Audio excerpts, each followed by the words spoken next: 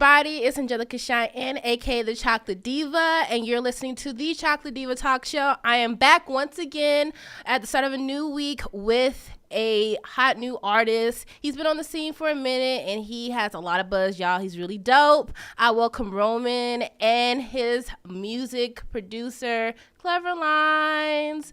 Yo, what up? How you doing? Good. How are you? Doing great. It's a beautiful Friday. It is a beautiful Friday. Now, we have actually my mother, Denee, and I in the building. She is my fill-in videographer for today. I thank her again for coming. My original videographer had some things going on. She couldn't be here today, but that's not any problem because we are on and popping right now. And I see you got your beard action going on. Yes, I do. I like that going. How long you been growing that? Couple years. Okay. Probably, yeah, I trim it a lot, but a couple years. Okay. And you have a beard yourself, too. They both got beards, ladies. Beard gang. Mm-hmm. Beard gang all day, yes. How long have you been growing yours, Clever Lines? Probably like 3 or 4 years. My mom hates it. Oh, she does it? Yeah, she wants me to cut it down. Oh, why? She just thinks it looks a little unprofessional? Yeah, she's like, come on, you're always out with Roman. Yeah, no, I get the same too. She's like, don't you want to cut it down and like make it look nice? And I'm like, what does that mean? Yeah. Hey, it works for you. And this is the thing, y'all. You favor social media personality Dan Rue.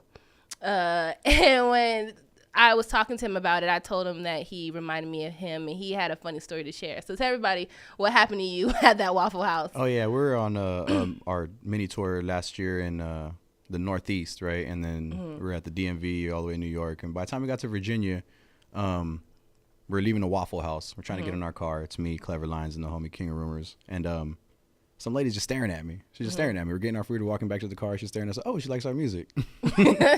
Oh, nope. And she walks right up to us. She's like, you're the dude, right? You're the dude who did all the dancing? She's like, I thought you were going to start dancing in there and stuff like that. And I was like, no, it's not me. She's like, yeah, sure, it's not. She didn't believe me. She thought she was playing. She legit thought I was joking and trying to like hide my stardom or something like that. I don't know. I couldn't tell. I mean, he does look a lot like him, but the only difference is you have a little bit more girth, you know, he's a little bit more brawny. You know, Dan Rue, he's on the slender side. He's dope, though. You know, maybe I could collab and he can perform in your next video. Dan Rue for listening, get some moves in the next video somehow. Now, you are a hip-hop artist, Roman, and Clever Lines. You're a producer. You also are a guitarist, and you're in your own rock band. Actually, a couple rock bands. And an audio engineer as well. Audio engineer. He does a lot of the behind the scenes work for my music. So all the music that I've recorded for the past like 3.5 years, 4 years, he's actually been the tracking engineer, mixed it and then mastered it. That's dope. Now, how long have you guys been knowing each other for? Since we're like 12. So since like 7th grade, I think we met. Yeah. Oh my gosh, childhood brodies. 100%. Yeah. No, like it's crazy because like, and then through high school, like he was in a band like early on when he was like 14. Yeah. So I used to be a fan of his band, you know, as well as my boy's band. I would travel an hour away, different places to go watch him perform. And which band was this? It was a couple bands. So this one was called Tonight We Fall at the time. Okay. And then the same group of kids ended up changing and evolving different names. But yeah, it was just crazy because like we used to be friends. And then he started the music scene, you know, doing the punk rock community and hitting that hard. He got on Warped Tour and all that. Okay. And then after that, like the hip hop started and it started. You know how the demographics of the playing field kind of changed, but the way I see it is like it couldn't have been more perfect the way things work out because I feel like, and I always tell them this, like a lot of the hip hop genres now that are aspiring up are copying the rock and punk rock like mantras and style. Maybe not so much as the music, but like the way they dress, the way they act, their attitudes. It's crazy how they're getting a lot of that and bringing it over here. Like. Yeah, it's becoming a lot intertwined, you know, but it kind of always has been intertwined. Oh, 100%. You know, like the Beastie Boys, they were rappers, 100%. But they were also, their music production was more punky, you know, 100. Pop. So I feel like musical genres always sometimes merge. Especially since like the punk rock community was like one of the original communities back in the day that gave hip hop a chance in New York. You know, like that group of people was allowing DJs to play at their art galleries in Soho and all that stuff. And it's crazy. It's just and that's why I thought it was perfect. You know, like, what are the odds? You know what I'm saying? Two guys growing up in the same city. And he lives down the street from me, too. Okay. Like, literally, like. So you guys know each other probably really well, like almost better than anyone else could know each other. Yeah, probably, yeah. Okay. His birthday's like 2 days after mine, too. It's crazy. Okay, so let's get into that. So since it is Friday, I always like to have a good flashback Friday memory. And since y'all so close and buddy, I know y'all know a lot of secret things about one another. Am I right? Probably. Okay, so tell me something. I'm going to start with you, Romy. Tell me something about clever lines that not a lot of people would know. Let's see. Something about him that a lot of people would know. Would not know. Yes. Is that his knowledge based upon, like, I wouldn't call it trivia, but the knowledge based upon, like, broad things like entertainment and sports. It's, like, ridiculous. Like, okay. Like, example. Let's see, like a television series like Seinfeld or something like that. You know, there'll be certain characters in it that he would know derivatively, like just, you know, by a single clip or something like that. And he would be able to like pinpoint all this stuff. Like, it's insane. Like, okay. You know what I mean? Like a lot of like sports, like. So you'd be good on like Jeopardy. He'd be good on like Jeopardy. I think so, yeah. Ask him like, you know, like what this baseball player was on this team in this time. He'll know exactly. You know, it's like crazy. It's like, how do you have time? How do you have time for that? You know, but he knows it. Like, he just knows all this stuff. It's crazy. Okay, that's cute. And it's also funny because a lot of people have a good knowledge of things, but it's those people who have like knowledge of random facts that's like really trippy. It's like, how would you know that? Like, what have you been studying like in your spare time? Okay, how about you, Clever Lines? What about Roman is something most people would not know? Man, most people would not know about Roman is... Roman's looking at you like you better not say nothing out of line. That's my homie, so like I've always kind of looked up to my homies like this. Like, yeah. I'm very he's super meticulous and very straightforward in what he wants to do. Okay. So like where I'm not that way sometimes, I'm kind of just like out there or not out there, not willing to try new experiences, not willing to do this, not willing to do that. Yeah. Maybe because fear sometimes, or maybe because like maybe, you know, this, I call him like my Tom Brady. Oh. You know, like the team captain. Okay. Like this dude's our team captain in a sense, like putting together things and like putting together people, ideas and things to make people comfortable around him. Okay. For one, is one of his strong suits where like he knows a lot of people. Like he's just very out there, so I admire that a lot. So it's not so much because I'm sure that a lot of our friends know that about him. Like, that's why they all kind of gravitate towards him. Mm-hmm. But for me, it's just, like, his ability to kind of lead a squad. Okay. Like, that's something that I admire because I'm kind of just, like... You're shyer. A little bit. Okay. Like, I kind of, like, stay retreated and back. Yeah. You know? But, you know, when I'm around, like, my best friends, my friends like him, like, it peps me up. It brings me up. So it's, like, that's something... to me. Other than that, man, like this dude's just knowledge of also like you tell him to rap a Lil Wayne verse for you, you know, like just like his ability to fucking like come up with stuff. I'm sorry. Come up with stuff like on the fly. It's just inspiring me. So that's one thing. You know? No, so I think I might have to give you a freestyle too today. Just you're gonna give me a freestyle, most definitely. But it's so nice to hear you guys talk about one another. That bromance is popping. I can feel it. It's gotta be. You know, so you are a hip hop artist, rapper, lyricist, all of that. So where did your interest in music begin, Roman? My interest in music began, I would say, as a kid. Like the first music I ever heard in my household was like oldies. Okay. So like Smokey Robinson and like Mary Wells and like Brant Woods, and like that was like my first interest in hearing something. I was like, how does this? Yeah. Like being in the car, like as a little kid, and you know, my feet swinging in the truck, and I could hear my dad like playing something really loud, like a love song, and I'm like, this dude, like, this man, I look up to you, like just singing this Mary Wells, you know, like, and I'm just like, wow, like, yeah. And I think it was that. But as far as like wanting to do music myself, like it came up, I would say like in elementary. When I first had this spark in my head, I was like, I would want to do it, but I never had the guts to go do it. But it was like listening to like NWA and like West Coast gangster rap as any kid would. And I'm seeing my big brothers rap to this, so it made me feel hard and tough as a little kid, like to like rap the lyrics too. So that was like the biggest interest, sparked it up. And that was just like, from that was the beginning of like the educational period of music. Right. It just was a domino effect after that. Yeah. And it's cool to hear you say that, because a lot of rappers that I've interviewed so far talk about soul music and, you know, that 70s era of music that was popular as being their inspiration for wanting to do it, which is interesting to me, because you would think it would just be solely hip hop. Mm-hmm. But what people don't realize is hip hop is musical. You 100%. Know, it's you know, the production is sampled, you know, is sampling artists who make these iconic records, like you said. Like, people sample Smokey Robinson, mm-hmm. and they sampled people from Motown, and of course George Clinton and Funkadelic. Like, that is the ultimate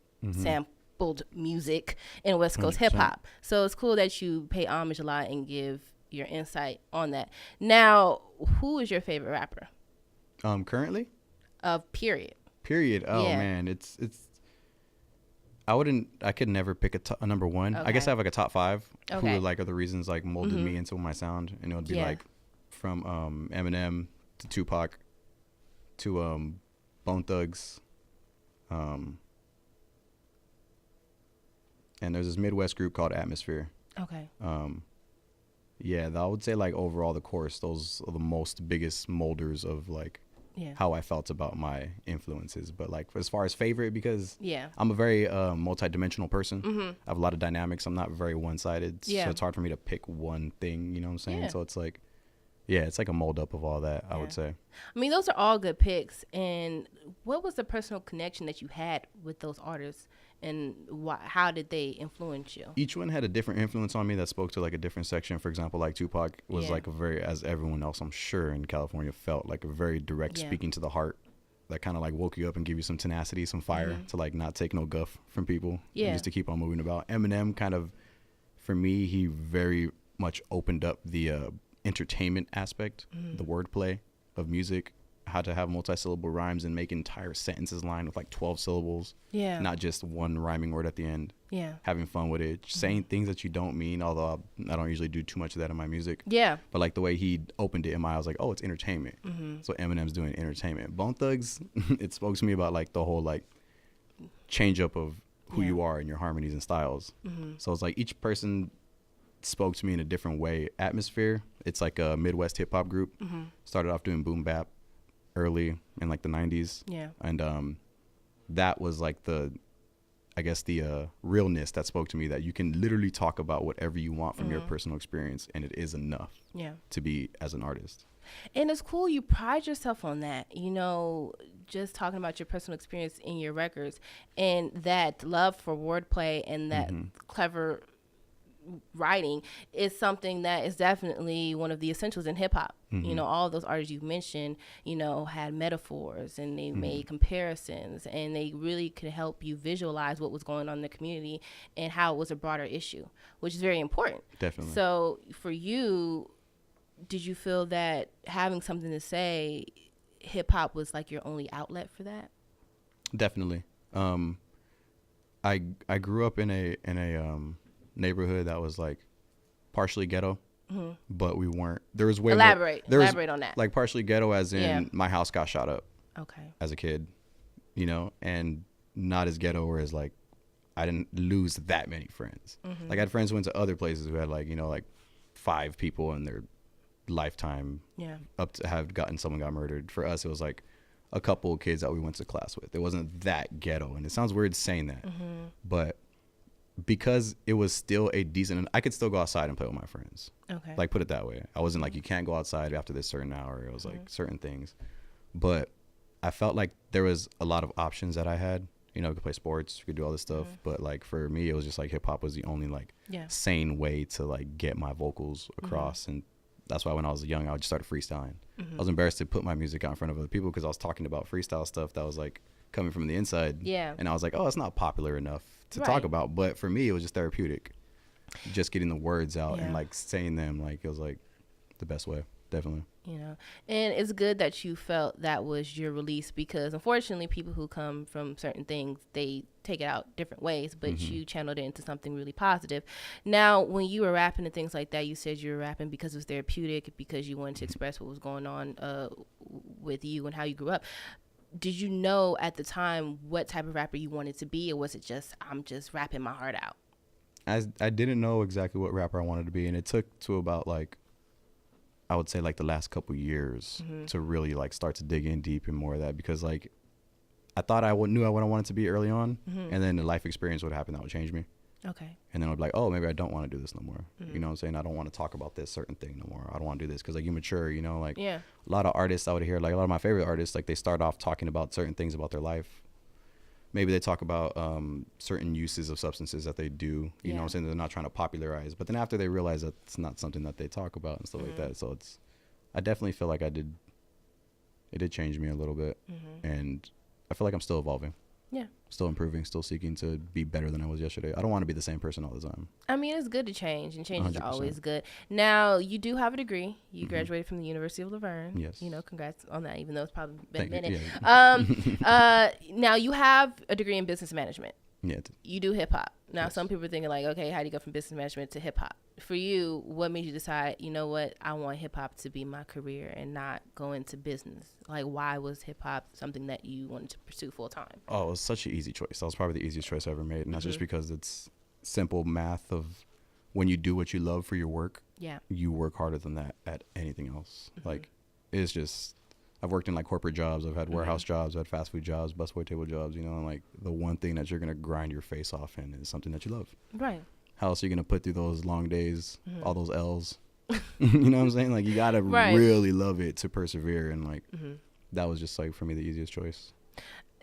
It's good that you found that out now instead of like 10 years down the road. Now, you do a lot of rap competitions. You've competed a few times. Now, for you, did you enter hip hop as a battle rapper? Never. Okay. Never. My whole intention of hip hop was songwriting. Although I grew up watching battle raps. Like the first moment we were able to go on YouTube and like. Favorite battle rapper? His name's Dumbfounded. Okay. He's from LA. Shout out to Dumbfounded. But yeah, he's my favorite battle rapper. But then I grew up watching the New York cats battle rap. And so I saw the West Coast battle rap. But for me, that was more of like a fun outlet. Okay. A hobby to do it. I had a couple boys that rapped and we would battle rap and joke around. But for me, like the serious game of that was leading to songwriting and making songs and trying to find energies and beats and all that. Yeah. And that's interesting to hear, because when I listen to a lot of your music and things like that, you have a lot of words and you say a lot of things in your bars, and the flow of it sounds like people who battle rap. And if you know, Eminem is probably one of the most prominent people who open up about his battle rap background. A lot of artists come from battle rap backgrounds, especially those who were out in the 90s, you know. Yeah. So when it came to freestyling, was freestyling like that part of hip hop that you were always most drawn to? That just initial, I'm getting it out, I don't need a pen and paper, I'm just gonna speak what's on my mind. It just felt like the easiest way to start going about making music. Yeah. You know, like it felt like the easiest way. It was like freehand drawing for me and my friends to freestyle. Like you didn't need no studio, didn't need no microphone, no pen, no paper, no pad, no nothing. You could literally just be there and just get the words out. And that was like the best way for us to like get it out. So it felt just more of the easiest road to obtain as opposed to like the best outlet. Yeah. And what were the stories that you mostly told in your music, your earlier music? What were you mostly centering your music on? It was more about like the place I was in time, which was like when I started putting out my more like project based music. I was like fresh out of college. So it was like the a lot of it was about the struggles and the indifference going between trying to live a modern normal life and the actual split between the sacrifice it takes to become a artist and what you have to fully dive into. So it was like a big struggle between those two things of me wanting to be a normal person still. Yeah. What were some of the sacrifices that you were making at that time? Oh, it's everything. It's money. Okay. Like you're investing all your money that you have to work at your regular job to invest into your career. Yeah. You know what I'm saying? So it's money that you have to sacrifice, and it's time that you have to sacrifice. Relationships. You know, girlfriends break up with you because you don't have time for them. Friends, you don't get to see them all the time. You miss stuff. You know, family, you got to not be there for your brother's birthday because you have something to do. You know what I'm saying? Like, but I think it was just the sacrifices were just overwhelming sometimes. Yeah. You seem like you're a very forthcoming person. Like you're very open about your experiences and what you've been through. And it seems to me that hip hop has been one of those stepping stones for you to get to know who you are and what you need to do and what you want to do. So what was the ways that hip hop helped you find yourself?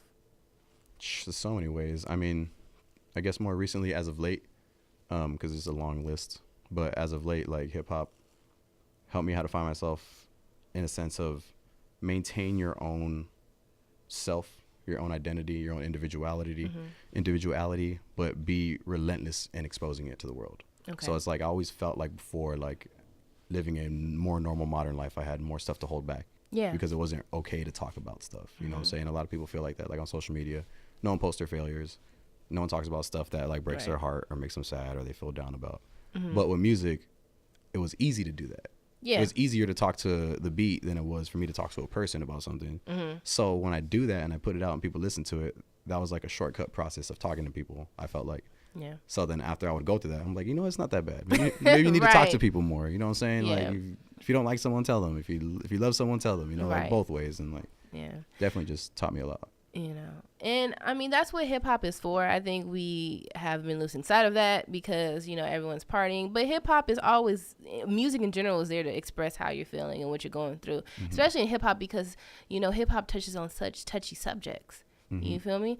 You know, and you definitely touch on touchy subjects in your music, especially on your last project. I believe it was Revenge of the Six, you know, which is very, very good. It had a lot of elements of like Dom Kennedy, Schoolboy Q, and I felt that it was also, when I listened to your flow and your lyrics, it reminded me a lot of Prodigy from Mobb Deep. Oh, okay.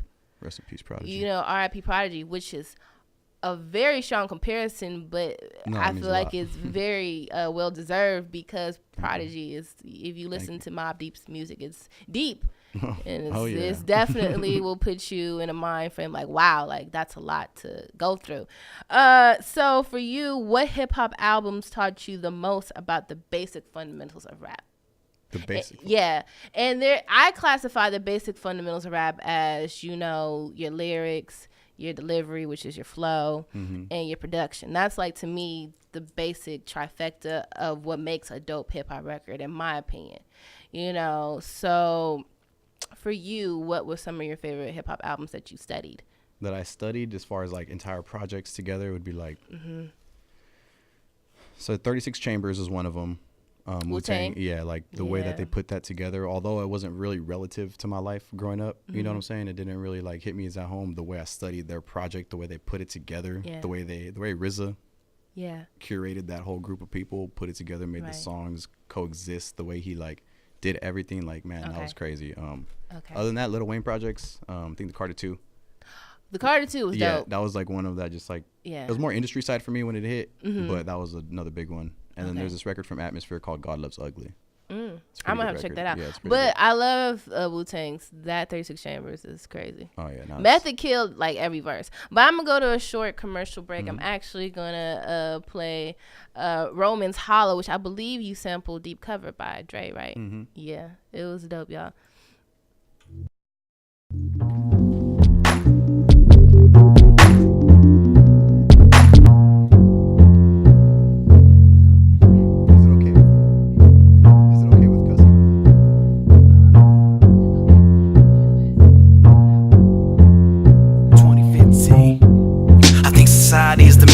Arming up for war and we the rivalry defenseless. They claiming that division is a colony consensus. How you living, what you giving, yo, it's probably suggested. Ooh, I'm driven even if a piston bust. Crack another seal and I'ma empty out the swisher guts. Nowadays they shooting when they used to throw them fisticuffs. And trying to leave you holy, homie, I don't mean they christen ya, ay. Was stuck in backseats over a ticket book. I half a tank, my Civic. Took a passenger to sit and look. Couple late to bump it, blunted, trying to get them bitches looking. Obviously a bunch of youngins trying to make them bitches look now. See, I was 19, quite clean. Shit, at least about it. So I fed into the pipe, dreaming mortal sense of feel. So I fled into the night scene, drinking out that bottle like the message says what life means. I'ma make it major, making bank off my behavior. You can't keep up with my pace, I'm like a racing Talladega. So that was Holla by Roman, which was sick. And you know, anytime you sample a Dre beat, it's bound to be a hit, especially if you can ride it. You know what I'm saying? And we filmed that video in Jamaica too, which is crazy. Oh, okay. So I wasn't tripping. I thought it was in the island somewhere. Negril. Yeah, it was hot. So now it's time for the freestyle of the day by Roman. And look, he was already hyped for it, y'all. He was like, look, I'm a freestyle, so I'm gonna give him the floor, and I'm going to actually let him pick the beat because I want to be fair. I always give my guests an option of picking their own beat. So which beat do you want to rap on top of? You want to pick an old Biggie beat? I'll let you pick one. Actually, I'm gonna pick a Wu-Tang beat. Okay. You know, METHOD man, because I just love that beat, you know? So I'm going to let you rap on that while I pull this up right here. Clever Lion's just sitting there hype. He's like, yeah, I'm ready for it.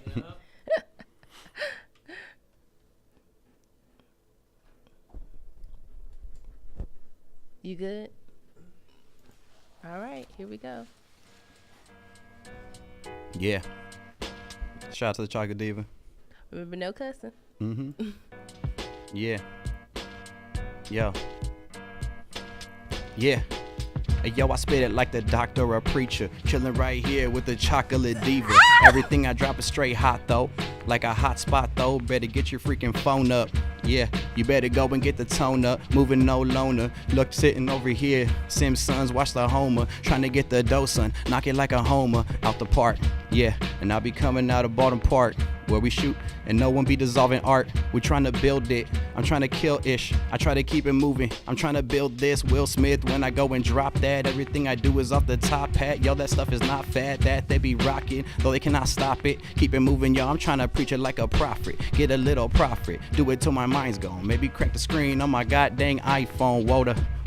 Need a little water with the stuff that I be talking, yo. Better hide your daughters when I'm coming around. You see the sun is now. I keep it moving, goddamn, man. I'm trying not to cuss and no fighting the fussing. I keep it moving. I picking up the budget, then I'm like, what, kid? You see the method, man. You over here trying to test it. Damn, I'm trying to do it like yes I can. Rest in peace to Mr. Mac Miller, though. Goddamn rapper spitting whack filler, though. Everything I speak is nothing but freakish. I just keep it moving. I just want a deep dish pizza. Sleep, kid. You can go and sleep, kid. I don't even need this, yeah. Shout out to Chocolate Diva. Oh my gosh, thank you for freestyle. That was so lit. I was like, yes, I'm the Chocolate Diva. That was dope. And over one of my favorite Method Man songs. Like, to me, this is one of the best songs off of that album. No, it is. I definitely agree too. Oh he was my gosh. He was my favorite. He was definitely my favorite member. Yes. My favorite member, him and Jizza. Oh gosh, yes. That was, I mean, Method Man, like, if you ever watch this, okay, collab with him, please. No, it's about to be lit. No, but seriously, I think it was dope. And did I hear a little Be Real influence? I heard that, you know, from Cypress Hill. I like that little, the twang that, you know, you got to your voice. It was lit, y'all. That was definitely one of my favorite freestyles, and I've had a few people on here. It's definitely one of the top 3 that I've had so far. Now, it has now come to the end of this show. Thank you so much for coming. Before we get out of here, though, I do want to play a little game with you, you know? So I like to call this 5 Fingers of Truth. Shout out to Fab Five Ready's 5 Fingers of Death. No. So I'm going to start off like this. Machine Gun Kelly versus Eminem. Best diss. Eminem. Why? Why? Because I feel like Eminem had a lot deeper rooted sense of like punchlines. In fact, like where he's like, maybe not to us, but the stuff he was talking to MGK about, you know, about his career and all that stuff is like, I felt it was like a little more heartfelt. Although it's a tough one because MGK came with it with Rap Devil. Like, I thought it was really good, the stuff he was talking about as far as like his music. I'm not even like too crazy about his music, but like that was like a good song that I liked about him. But like as far as Eminem, I just felt like the hip hop essence of it, like he wasn't just like taking shots. Like he had like cadences, syllables, beat. The track was dope. He had delivery. He had lyrics. He had content. He had wordplay. He hit everything on. He had comedy. Yeah. You know, I'm like, he tried to hit every nail on the head of like a good diss. That's why I kind of like Eminem's a little bit. I mean, Eminem's, that was hard. I mean, but MGK, I was nervous for MGK. I was. Because going up against Eminem, that's a toughie. But he held his own, and I do like both of theirs. So if you had to rap battle for your life, who would you rap against? Like, who would I pick the battle against for my life? I'll just pick Lil Pump. Okay. All right. Best way to grow your beard? Don't cut it. Okay. Best advice for up-and-coming independent artists? work harder at your music than anything else in your life. And it sounds dumb to say, but over everything else that you could ever do, like your regular job, work harder at music. If you're trying to date, work harder at your music. Right. And trying to date, you're trying to play the team on the side and work harder at music than that. Just work harder. That's it. Okay, that is it for my questions. Thank you so much, Clever Lines Roman, for coming. You can find them on Instagram and on Twitter as well. And you can find me on Instagram and Twitter. It has been a lovely day chilling with y'all, and we're going to get out of here actually with a throwback from Craig Mack, Flavor in Your Ear. Yep.